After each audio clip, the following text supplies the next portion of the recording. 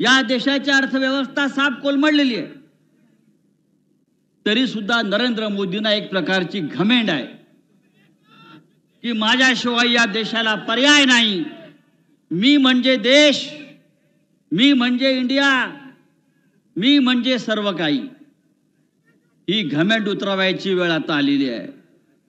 नव्या भारताचा नवा मंत्र मोदीने दिलेला आहे। आपल्याला सांगू इच्छितो, हा नवा मंत्र काय की या देशामध्ये कामधंदा मंदम, मंदी प्रचंडम, जिंदगी झंडम, फिर भी घमंडम, फिर भी घमंडम। अरे कसली घमेंड आली आहे तुम्हाला?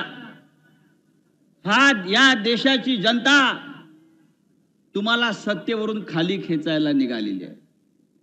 आज नरेंद्र मोदी सकाळी पिंपळगावला होते, नंतर इथून ते मुंबईला कल्याणला गेले, कल्याणवरून ते मुंबईमध्ये आता रोड शो करतायत।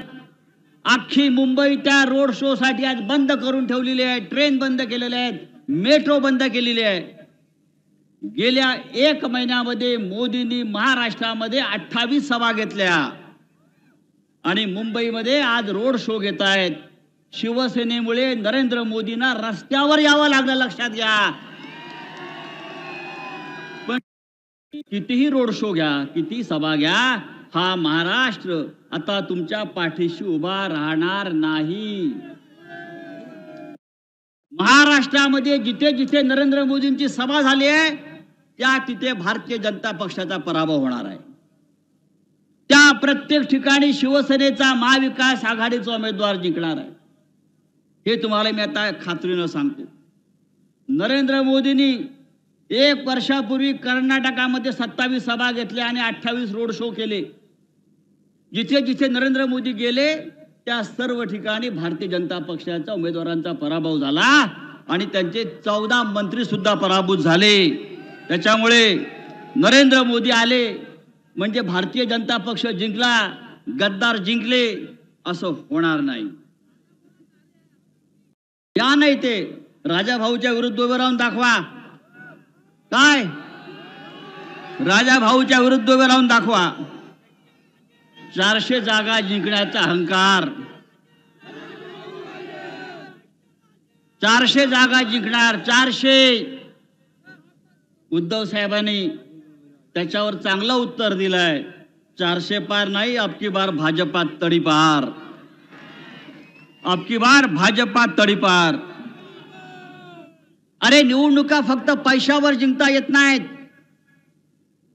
परवा या नाशिक मध्ये हेलिकॉप्टर उतरलं, कुठे आहे ते हेलिपॅड मला माहित नाही, पण नाशिक मध्ये उतरलं।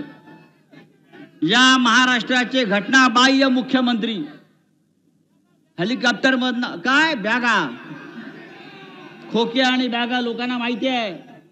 त्या हेलिकॉप्टर मधून 19 बॅगा उतरल्या। आपण त्या संदर्भातला एक व्हिडिओ सुद्धा लोकांसमोर आणला। 19 बॅगा म्हणजे 19 कोटी रुपये त्याच्यामध्ये होते। या 19 बॅगामध्ये काय तुमचे चड्डे आणि बनियन होते काय? काय होतं त्या बॅगेमध्ये? कोणासाठी आणला 19 बॅगा? आमचा पराभव करण्यासाठी आणला? अरे हा तुमचा पापाचा पैसा आमचा पराभव करू शकत नाही, लक्षात घ्या। तेव्हा मित्रांनो, या महाराष्ट्रामध्ये परिवर्तनाची लाट आलेली आहे। शिवसेनेचे पक्षप्रमुख उद्धव ठाकरे यांच्या नेतृत्वाखाली हा महाराष्ट्र एका क्रांतीच्या दिशेने निघालेला आहे। एक लढवय्या नेता, एक संघर्ष करणारा नेता नरेंद्र मोदी, अमित शहा या महाराष्ट्राचे दुश्मन, त्यांच्या विरोधामध्ये उद्धव ठाकरे यांनी जी मशाल पेटवलेली आहे ती मशाल आता या महाराष्ट्राला नवी दिशा दाखवल्याशिवाय राहणार नाही।